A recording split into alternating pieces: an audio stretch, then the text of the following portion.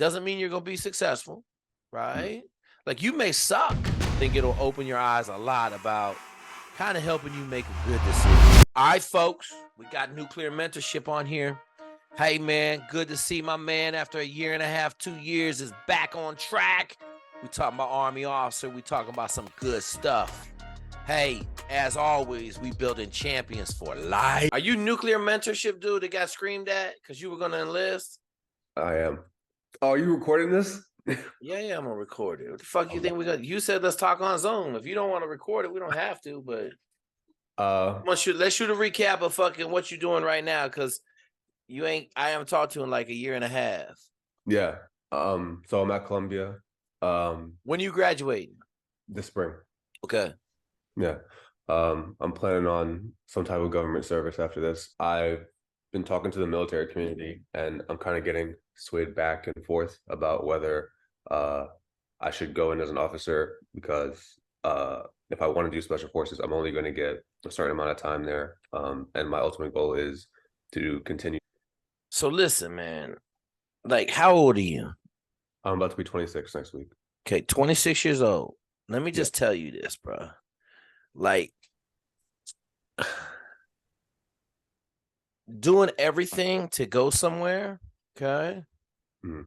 Like here's how I'm gonna tell you. You want to go somewhere that's basically a tier 1 unit, okay? But there's 25 steps between there and a tier 1 unit, okay? And I'm gonna tell you a story. So both of my dudes, Jim and Anthony, okay, both of them wanted to be special forces. Anthony was fired up to be an Army Ranger. Jim was fired up to be a Green Beret, okay? So they, go to officer, go to basic, go to OCS, go to iBullet, go to Ranger school, go to jump school. They get to their first command. They're both platoon commanders, okay? They both murder it. Anthony ends up being a general's aide. Jim kills it.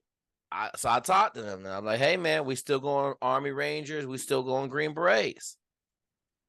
Nah, I don't want to do it no more, Jake. Okay. So, what changed? Man.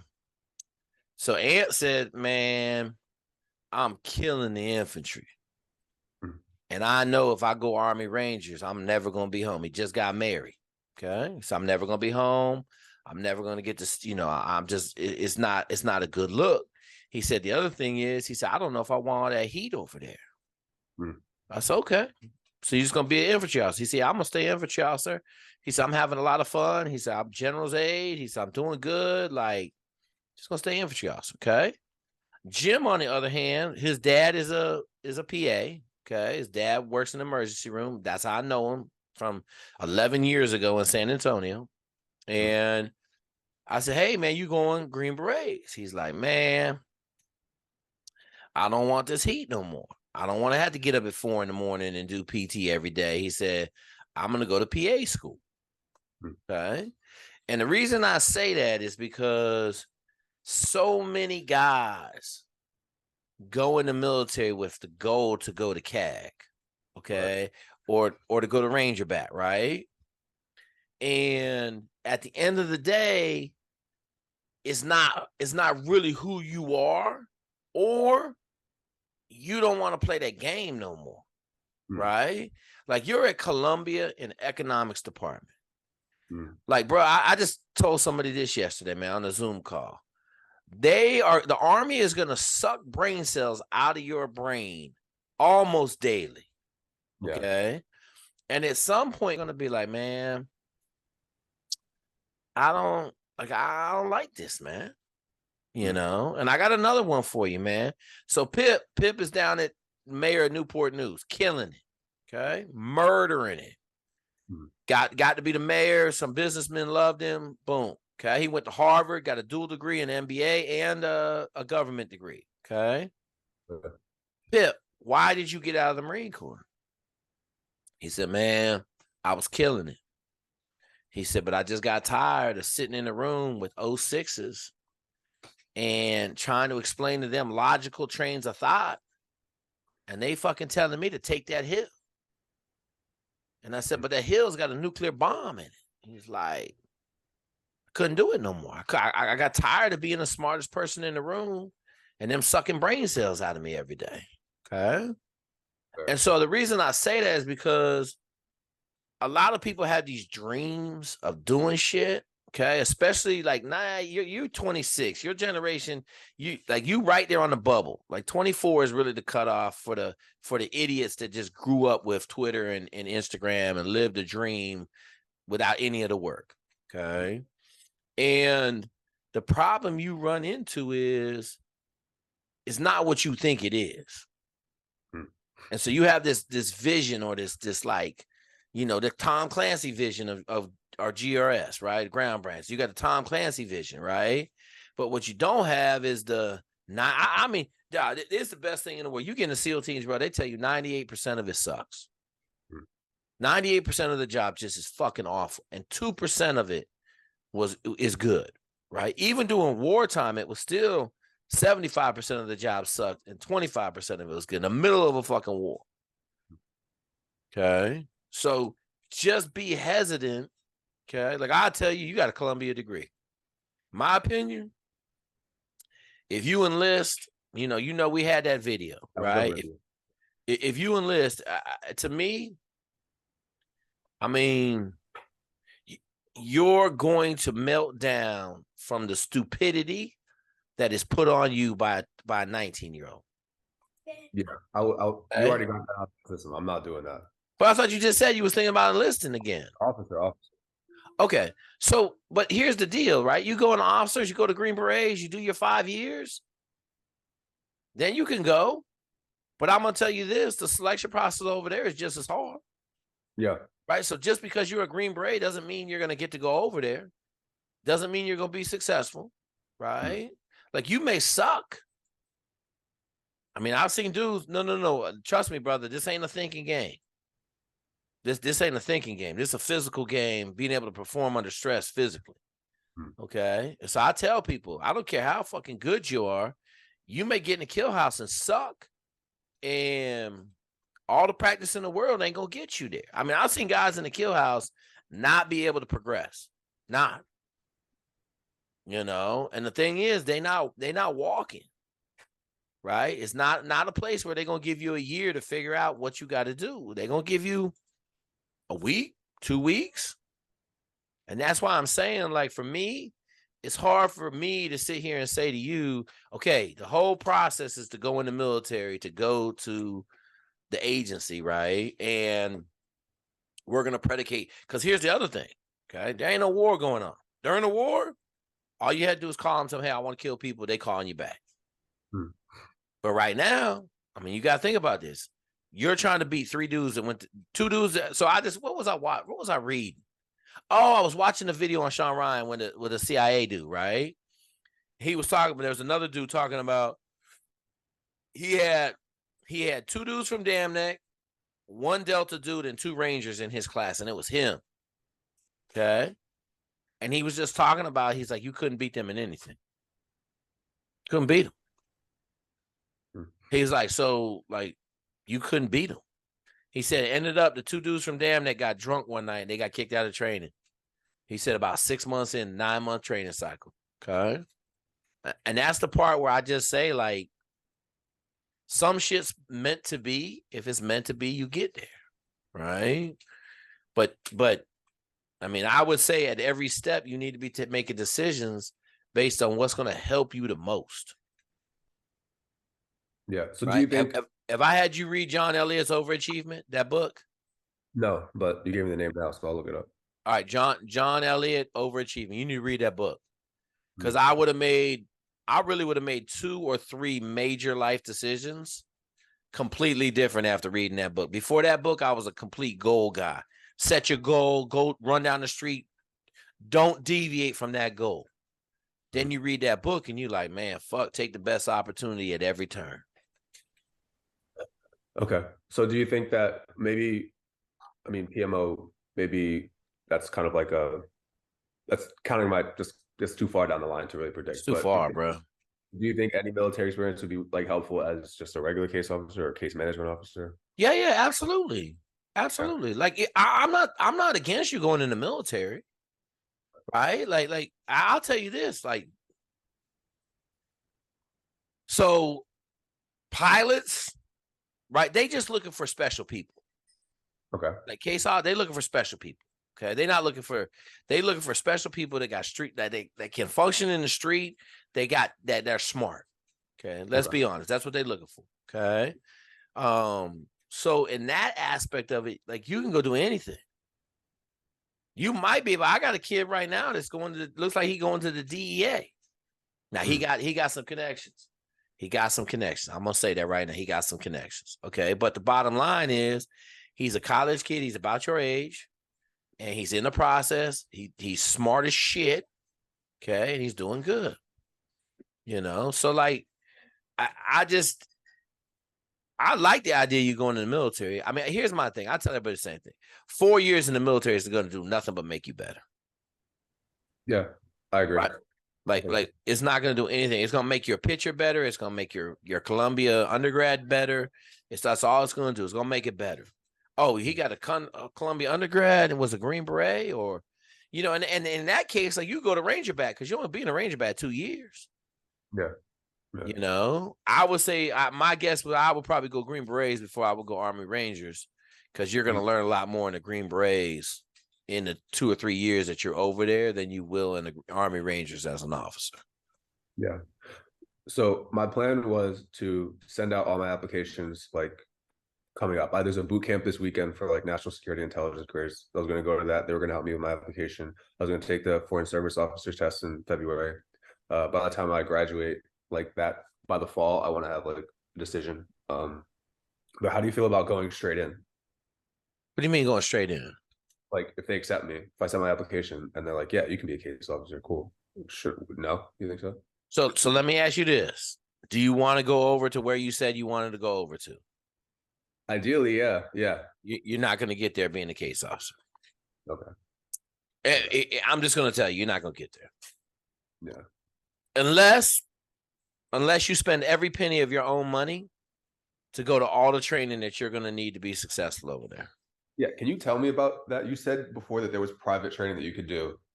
So like you can go get a sniper certification. There's a bunch of dudes giving you sniper certifications.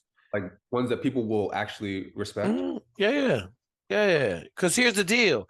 Pretty much every school that the military goes to, okay, that's at that level is taught by some former dude that was at that level. Yeah. Like during the war, it was huge. Because like if you were a sniper, you could get an extra $1,500 a day. Like as a paramilitary dude, right? Like as a triple canopy or a Blackwater, like you could get extra money. So, but there's dudes teaching CQB. You sign up for a CQB class, you go down to Shaw shooting school, learn how to shoot. But here's the deal. Them shits ain't cheap. The sniper class during the war, the sniper class was like $3,000, right? Basic sniper shit. But you got to have a gun. The gun's $6,000. Well, the gun is like $1,500. The scope is like $3,000, and the Kestrel and everything else is another fucking couple $1,000. Okay, but that's why I'm saying, like, if that's truly your goal, then I will go look at the Army officer, right? The first question I'm gonna ask you though, what's your 5 mile time? About 40. I can get it down though. You gotta get down 35. Yeah. Okay, 40 is good. It's good. It'll get you there, but you got to be running 35s to be like, you want infantry. So I was just telling this yesterday, man, last night. We have 11 people in the same OCS class. They just all graduated. They're all going to iBullet together. 11 of them. Okay. 10 of them are infantry officers. Nice. They all ran sub 35-minute 5 miles.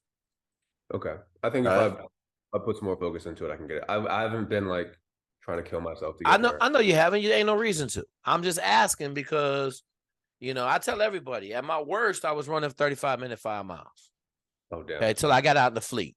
When I got out in the fleet, then the wheels on the bus fell off because I couldn't run every day. But like I'm not 35-minute 5 mile is nowhere near. It's just 7-minute miles. Like it should be easily doable, right? If I ran hard, I probably could run a 32, 33-minute 5 mile pretty easy. I didn't have a lot of top end speed. I just, 6-minute miles was pretty much the fastest I could go, and 7-minute miles was pretty much as slow as all get out. I could maintain that for a while. You know, I ran an hour and 20-minute 12-mile one time, but I was in wrestling shape in the middle of wrestling season. So, but yeah, man, I just, like, this is the shit we talked about last time, right? Like, you want to go do some stuff. I'm not mad at it. It's just so far away, man. Now, here's what I'm gonna tell you. It's already November. So you better hurry the fuck up with the Army if you want to go down that path. So wait, for next year, I would need to For May? No. So I'm graduating in May. Yeah. I have to take 2 summer classes for these weird requirements. So I'll still be sort of here and not. So you're talking about August? Yeah, I'm talking about next fall. Yeah. Yeah. So you need to go see the Army recruiters right now. I'll do that over Thanksgiving. Because here's the deal. The board's in February. Okay. You'd love to make that February board. Yeah. Okay. Because then if you get picked up, you won't get picked up until March. Okay. They'll put you on a docket. You may go to basic. Like you're gonna say, hey, I graduated from college in August. They're gonna say, okay, you go to basic in September. Because if you miss that board, okay, the next board is June. Okay. And if you get picked up on the June board, you won't go anywhere until the following year, like January at the fastest. Okay. So, all right. So I'll get to work on that when I go back over Thanksgiving. Where are you at now? I'm in New York. Okay. Where are you doing your recruiting at? Philly. Oh, I would just go down. Here's what I'm gonna tell you. I go right down to the New York recruiters. The reason being, ain't nobody like you walking in them doors.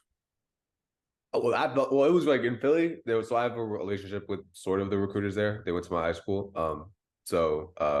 I mean, nobody walked in and like not to brag. Okay, you got some dudes in the office. Yeah. Okay, give them a call and say, hey, I need to start an officer package right now. Okay. Yeah. Start that right now. Yeah, I was in the Bronx, man, when I was at Iona, and one of my dudes wanted to go in the Army, and I walked in there, I took the ASVAB and got a 99 or whatever I got on it. The dude was like, oh my God, you got to sign up. Like, bro, I went to the Naval Academy. He's like, oh, fuck. No one's ever done this. I'm like, yeah, bro, it's all right. And then my dude's boy applied to the Naval Academy. They said they hadn't had any applications from the Bronx in 5 years to the Naval Academy. Oh, yeah. So, okay. What else you need? Honestly, I feel like that's most of it. I'll probably have some more questions once I kind of like had a weird night. It was the military ball last night for the school. Okay. But yeah, I'll email you if I have more questions. You ain't got a phone? Yeah, I dropped it on a run. And honestly, I've enjoyed not having one. I'm not arguing with that. It's kind of great. I'm not going to lie. I tell everybody, like, going into the agency, there is no agency dues in Ground Branch. Okay. None. It's too much training, bro. I mean, think about this. This is crazy, okay? Average SEAL has $6 million in training when he gets out. Yeah. $6 million. Dev group dude may have like $20 million in training. Yeah. Okay. You can't compete with it. Yeah. Can't compete with it. You can't. I don't care. There's no such like I think back to the very beginning parts of SEAL training, not buds, but the very beginning parts, and give me 2 years in the SEAL teams and then put me up against anybody on the street. And like, you can't compete, man. I got 1 million rounds in my finger, right? 1 million bullets. I got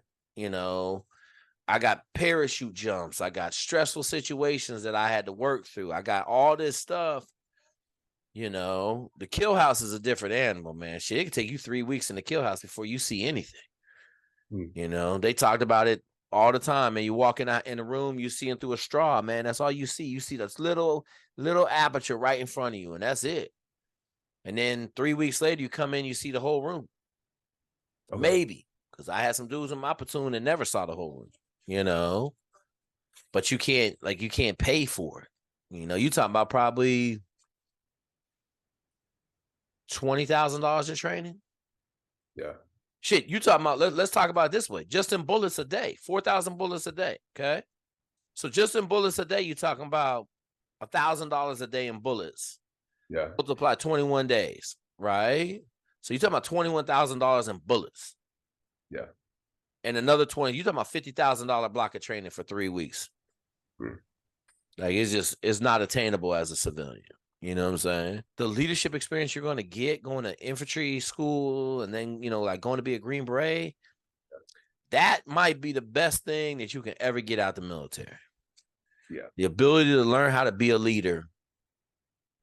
Because when you get out, that's what sets you apart, man. Massively sets you apart.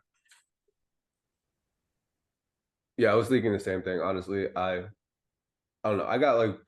I was getting like mixed reviews just from talking to people. I've been trying to like talk to more people about it because I know it's coming up. Talk to who? Just prior service guys. There's a good amount of Ranger guys and Green Beret guys at the school right now. Yep. They also What are they saying? What are they saying? They say, okay, well, I didn't specifically tell them I wanted to go PMO, but yeah, they said, well, if you want to do human, then just go to the agency because everything goes to the agency. If you want to do that, just go there. There's no reason for you to go military. Okay. But I do want to do some like, I want to get that out of my system. I want to jump out of airplanes. I want to do the cool guy stuff. Okay, so let me say this: why don't you jumping out of airplanes is cheap? Yeah. Like, have you went free fall yet? No, I haven't. Go, you right there, man. You got that orange right there outside of Philly. You got just go get a free fall jump in and see what you think about it. Okay.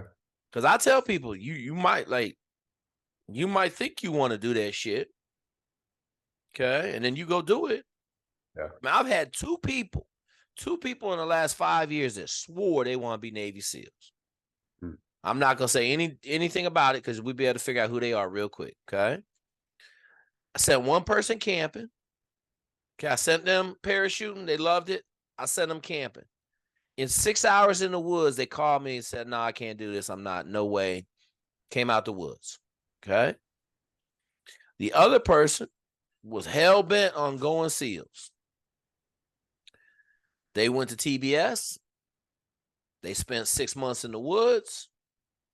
After about 3 months, they were like, "I don't want this at all." How close is this to that? Oh, it's exactly the same. I don't want that at all. Okay. So I tell, like, be warned of what you ask for if you don't have any experiences to understand it. Yeah, I haven't jumped out of planes, but I've flown planes before. I have like half a pilot. So I don't have like a fear of heights or anything like that. Like I said, I've flown planes. There's a big difference between flying a fucking plane and jumping out the plane. Yeah, fair enough. But it's not, let me say this, it ain't crazy different. Because landing a plane first time is stressful, right? Taking off is not, but flying, landing, it sucks, right? Like I got 15, I was talking about it yesterday, I got 15 hours. I'll land a plane. We may have to make a couple of approaches, but now I got a flight simulator. I'm not even worried about it. I think I land a plane first time every time now. Okay. I probably got 1,000 landings on my flight simulator. So, and now I don't have to think about what I want the plane to do. It just I can do it, which is the biggest problem I was having because I was trying to figure out how to keep the plane lined up with the runway, all that craziness. But now just, yeah. All right, brother. Well, you got my information. Don't be a stranger. You need anything, let me know. I have one more question. Go ahead. So I know you talked about this a couple of times when you did that article review on I forget who wrote it, but the I guess the performance enhancing drugs culture in SF. Yeah, it's real. Yeah, I mean, it seems like just from talking to people, it seems like you better be on that shit. No. You just better be a stud. Okay. Right. Okay. So here's what I'm gonna say, and a lot of people gonna get mad at me. Okay. The enlisted dudes, for the most part, aren't big time college athletes. Yeah. Okay. I whoop their ass in 99% of this shit. Drug free. I was a college athlete. I know how to lift weights. I know how to run. I know how to, and that's the biggest difference. Most of them dudes aren't college athletes. Most of them were high school athletes, right? But they hadn't developed their body to the point where, and the other thing is a lot of them in the culture. Let me say this: the culture ain't bad. It's probably 25% of them. Okay. And that's the 25% that feel like they not good enough. But drug culture, I mean, it ain't bad. And it's not something they're going to be like, oh, you got to, right? It's not like Major League Baseball where they're making you take HGH or anything like that. But it's going to require you, like, I'll give you an example. I didn't do no performance enhancing drugs, but I ran every Sunday 13 miles, every other Sunday. Because we didn't do long runs at SEAL Team 8. So me and my boy would go for a long run every couple of weeks, 13 miles, keep that in the gas tank, right? You got to do extra. We lifted after work. I lifted for a while. I got too strong. I had to stop lifting. I was getting tired and everything. But, yeah, like that's not, now, if you think you go into an environment where you got a bunch of saints. Well, yeah, I don't imagine that, yeah. Okay, if you think you're going to go in there and it's going to be a bunch of knights in shining armor. After the at the after party for the vet ball, the Army guys and the Marine guys started fighting. Yeah. That's why you leave before the end. You leave. I tell everybody, as an officer, you stay for 2 dances and you leave because they're going to start fighting. Yep. So, and you don't want to be there because if you're there, then you got to do something. It's just better not to be there. Let them. They're going to fight anyway. You let them fight. You at Columbia, they had a fight. Think about that. You at the Ivy League institution, Ivy League, Army, Marine Corps dudes got in a fight. Okay. Oh, now, I'm gonna get in trouble. Think about what happens when you in a regular infantry unit. Yeah. Okay. But all good, brother, man. You got anything else? No, man, that was good. This is the edited episode, though. So I'm nervous for this one to come out. I'm not gonna lie. Shit, this is a lot better than the first one. You fucking telling me I'm gonna go 18 X-ray and shit with a Columbia degree, right? Yeah. Like, come on, man. Like, but at least, but here's the deal, right? I wish I had somebody telling me like that when I was your age. It really did impact me, and it was important. Yeah, man. Like, I just can't let you make some stupid decision. Right now, you're not talking about nothing stupid. You're talking about better, best, and great.